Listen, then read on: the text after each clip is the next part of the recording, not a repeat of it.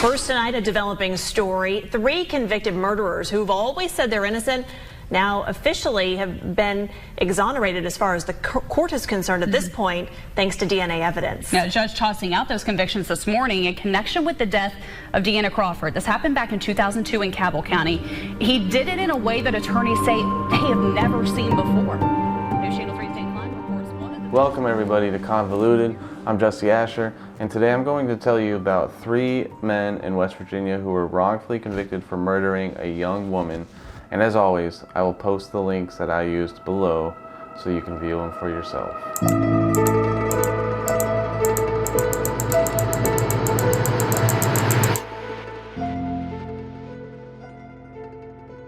Alright, so this crime that we're talking about today took place on August 8th, 2002 in Cabell County, West Virginia, when 4 young men, Nathaniel and Phillip Barnett, Justin Black, and Brian DeMont, were all convicted for murdering Deanna Crawford. They were all around the same age, I think ranging from their late teens to their early 20s. The young woman, the victim, was 21 years old at the time. Deanna Crawford's body was found by loggers about 3 to 5 days after her death, and she was found with her tank top pushed up, her pants lying nearby, and there was multiple cigarette butts, a beer can, a snuff can, and a glass mug lying nearby which they recovered DNA from.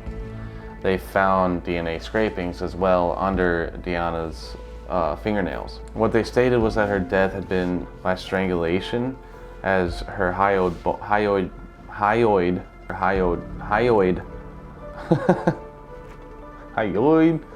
due to the fact that her hyoid, God, I fucking hate that word. I can't ever say it correctly. You know what I mean.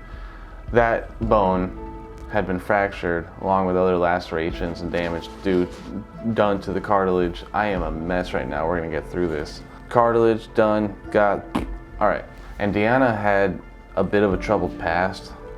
She had some charges for prostitution. So the police initially started to focus on, some of her associates and other men that had a history of allegations with violence towards sex workers. And after a possible suspect was excluded using DNA, the case went cold for a little while. So in 2007, a man by the name of Greg Bailey, he claimed that he had information on the murder of Deanna Crawford.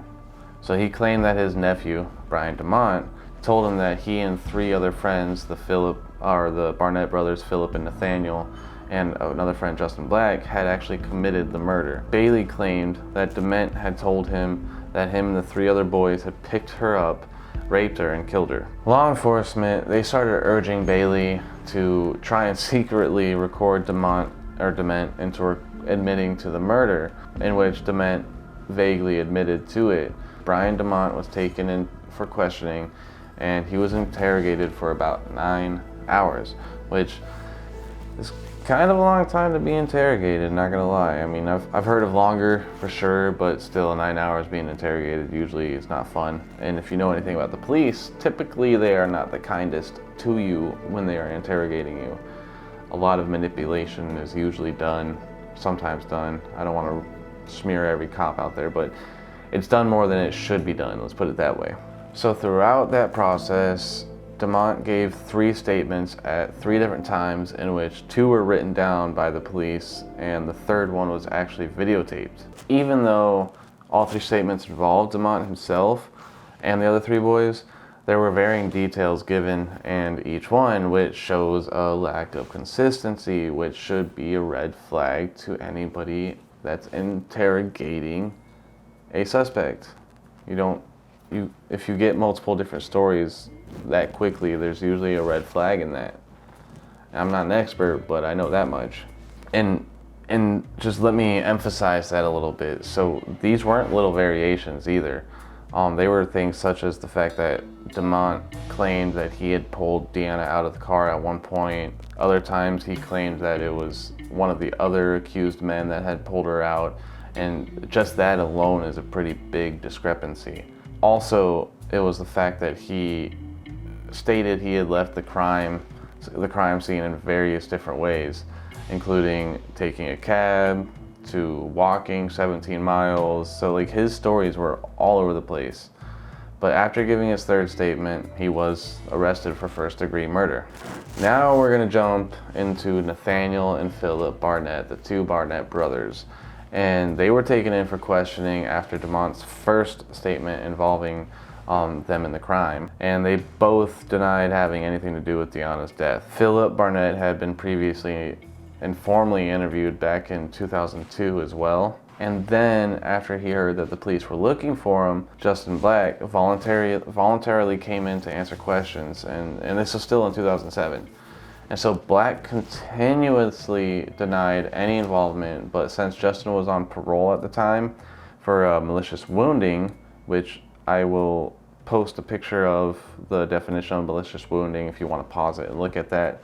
But he would later say that he was threatened with having his parole revoked. So he later gave a statement claiming that he drove Deanna Crawford, DeMont, and the Barnett brothers to Hickory Ridge, where he stayed in the car while the rest of them got out, which was at like an abandoned farm or some abandoned barn farm, somewhere like that. Black was actually released, and he returned a week later to recant his statement, claiming it was coerced by the police and that he had no knowledge of the crime. This was never actually recorded or signed or anything, so it wasn't an official statement, I guess. This part really confuses me.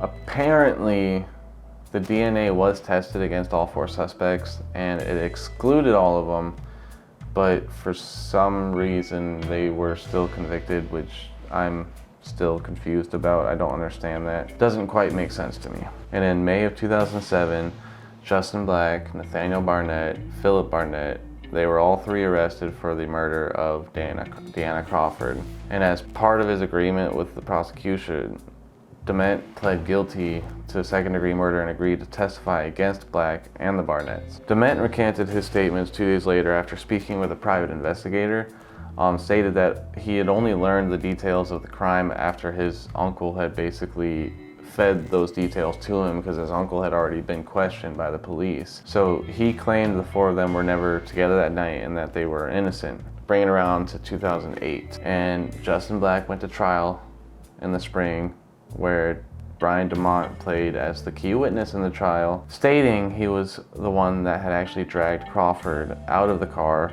but left after the attack got too violent. I want to keep in mind the fact that previously he had recanted his involvement and the involvement of the other three boys. And Justin Black's attorney tried to show the inconsistencies in DeMent's varying multiple different statements. During Justin's trial, Brian DeMent claimed that this time now he was telling the truth, and he was minimizing his role in his initial statements due to the fact that he was getting into fights for being labeled as a snitch. So in one or some or multiple different statements that DeMent had, he claimed he had hailed a taxi and took that back to his uncle's. And the defense tried to present evidence that the cab company actually didn't service that portion of Cobble County, but there was a failure to provide the proper notice for testimony from the cab company's owner, so the judge wouldn't allow the jury to hear that evidence. And they also suggested that, Crawford's lifestyle, having charges for prostitution, might have played into the risk factor being a higher risk lifestyle. And Justin Black did testify as well. He stated that he was in fear of having his parole revoked, and that's why he gave his exculpatory statement to the police. But unfortunately, on April 21st, 2008, Justin Black was convicted and sentenced to serve 40 years for second-degree murder. And Brian DeMent was convicted and sentenced for 30 years shortly after that on April 25th, 2008.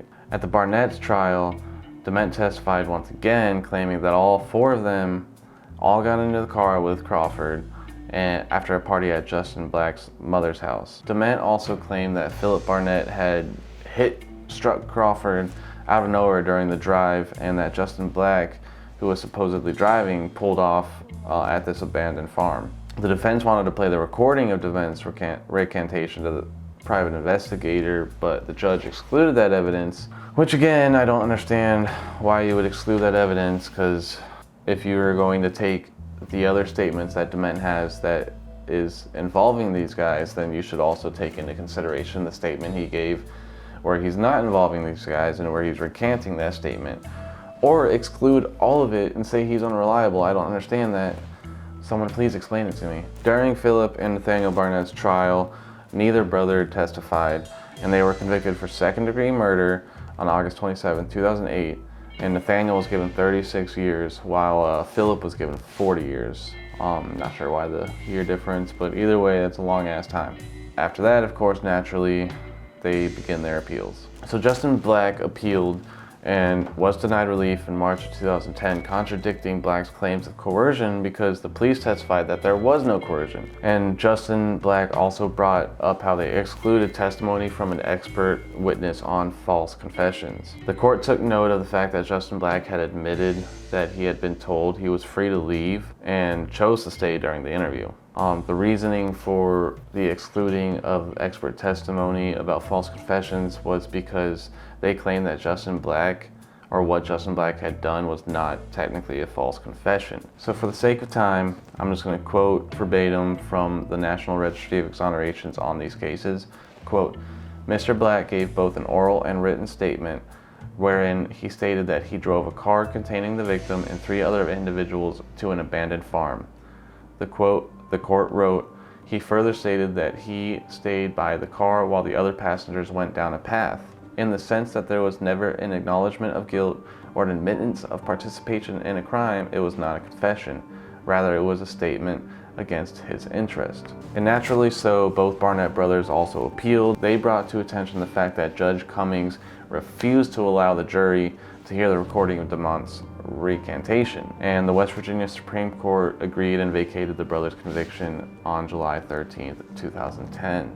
In the following year, in early 2011, the brothers entered Alford pleas to voluntary manslaughter of Deanna Crawford. Phillip also pled to malicious wounding. So the Alford plea is an important concept to understand, and since I'm not a lawyer, I'm just going to quote directly from the Cornell Law School. Quote, also known as a best interest plea, an Alford plea registers a formal claim neither of guilt nor innocence toward charges brought against a defendant in criminal court.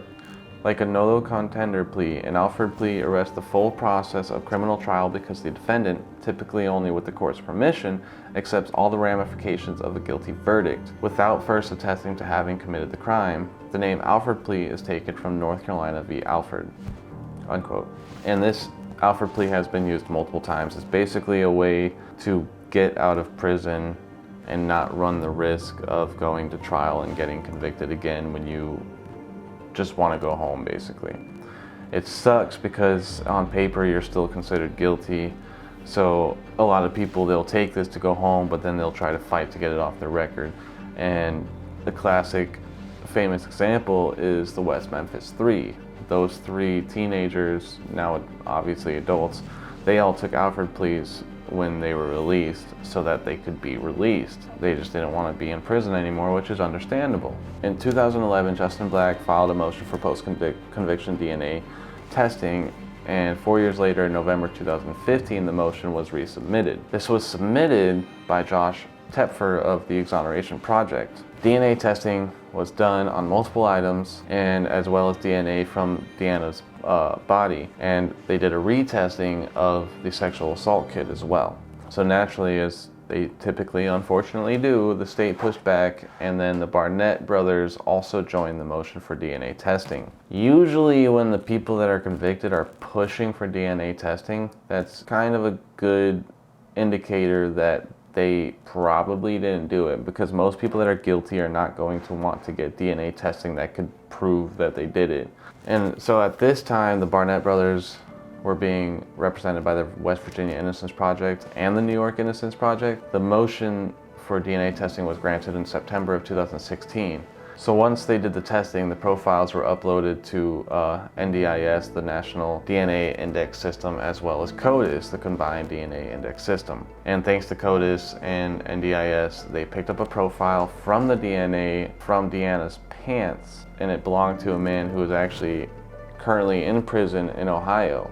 And although he was in Ohio at the time of the crime, he was actually living in Huntington, West Virginia. They talked with this man, they talked with his ex-wife, and of course he claimed to not know anything about Deanna.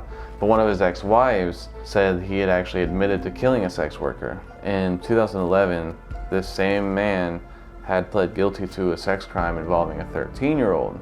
Unfortunately, charges were never brought to this guy due to previous confessions of the brothers Justin Black and Brian DeMont. So Nathaniel Barnett, he was actually released from prison on parole on July 10th of 2016, and in February of 2018, the Barnetts filed separate petitions to overturn their convictions based on the DNA results. And Justin Black was released in June of 2018, and then Phillip Barnett, shortly after that, was released on August 9th, 2018. DeMont filed a petition to vacate on August 31st, 2018, and then an evidentiary hearing was held on May 1st of 2019, but instead of holding a hearing, the judge actually vacated the convictions for all three, Nathaniel Barnett, Phillip Barnett, and Justin Black. The judge denied DeMent's motion for a new trial, basically because DeMent did not maintain his innocence throughout, and the other three men did. DeMent appealed the judge's order with the West Virginia Supreme Court.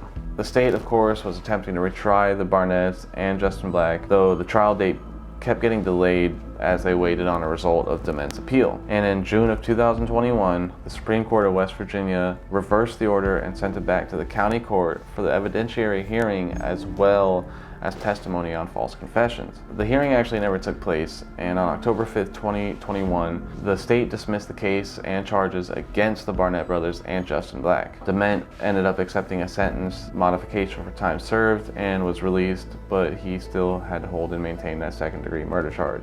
So yeah, that's the story of the Barnett brothers, Deanna Crawford, Justin Black, and Brian DeMont, and how they got convicted for something that this man in the Ohio prison most likely did due to DNA testing. This case is just an example of how false confessions can go wrong, how coercion can go wrong, how pressure can go wrong. It embodies and encompasses a bunch of things that we typically see in wrongful convictions. Fortunately, 3 of the 4 men have had their cases and charges dismissed, and they've been vacated. Even though the 4th is still holding on to that second-degree murder charge, at least he has been set free, because I do believe that neither one of these guys was involved. It was a mix of coercion, it was a mix of pressure, it was a mix of bad witness testimonies, and just a conundrum of fuckery, basically. This case is ridiculous. Thank you for making it to the end of the video. Make sure to do all that follow and subscribe stuff, like, comment, and stay tuned for more episodes. And more importantly, make sure to check out the West Virginia Innocence Project, the New York Innocence Project, the Exoneration Project, and of course all the other ones that I will continuously mention throughout all these episodes. If you're able to donate, volunteer, reach out, talk about it, do whatever you can to raise awareness. And of course, I have to mention the National Registry of Exonerations. I'm going to always mention them because that's where I usually go to read about all these exonerations and get my starting point basically on a different case. They do great work. You can read about multiple different cases on there if you want to check out the link below. I'll have the links for all the other programs and organizations below that I mentioned, as well as the sources that I used. I appreciate your time. Thank you so much for checking out another video.